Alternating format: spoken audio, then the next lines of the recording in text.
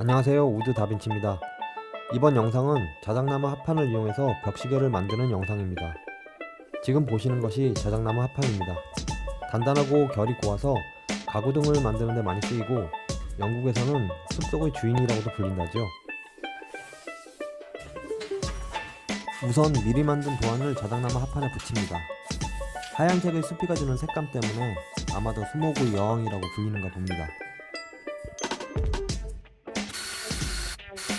절단할 부분을 드릴을 이용해서 구멍을 뚫습니다. 구멍이 몇 개냐에 따라서 작업 시간이 대충 나오기에 뚫으면서 한번 세봅니다. 51, 52. 엄청 많네요. 구멍을 다 뚫었으면 소울을 이용해서 합판을 자릅니다. 자를 때 낚시와 비슷하다고 생각을 많이 합니다. 찌가 움직이는지 뚫어져라 쳐다보는 것과 합판아 뚫려라 틈나를 뚫어져라 쳐다보는 것.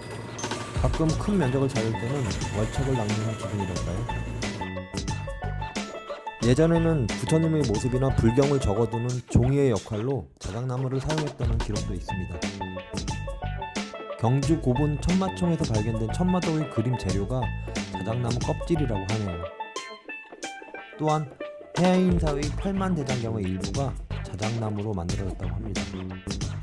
그 쓰임만 봐도 얼마나 질이 좋은 나무인지 알 수 있을 것 같네요. 자작나무는 한자로 화자를 씁니다. 흔히들 결혼식에서 화촉을 밝힌다고 하잖아요. 옛날에는 촛불이 없어서 자작나무 껍질에 불을 붙여서 촛불을 대신했다고 합니다. 빛과 밝음을 상징하는 자작나무에 불을 붙여서 행복을 부른다는 의미가 담겨 있는데요.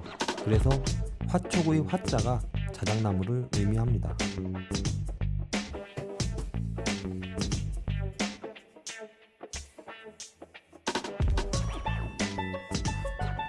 자작나무 관련해서 일반적으로 가장 많이들 알고 있는 것이 자일리톨이죠.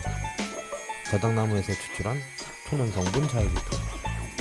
침출을 막아준다는 껌이라도 많이 씹을 거예요.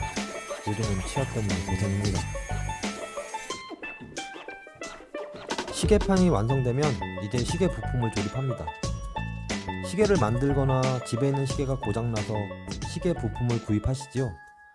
시계 무브먼트를 구입할 때 가장 중요한 것이 시침, 분침의 바늘구멍 크기입니다. 간혹 무브먼트를 구입했는데 바늘과 맞지 않아서 난감한 경우가 있죠. 그리고 어떤 부품을 사야 하는지 헷갈리는 경우가 많습니다.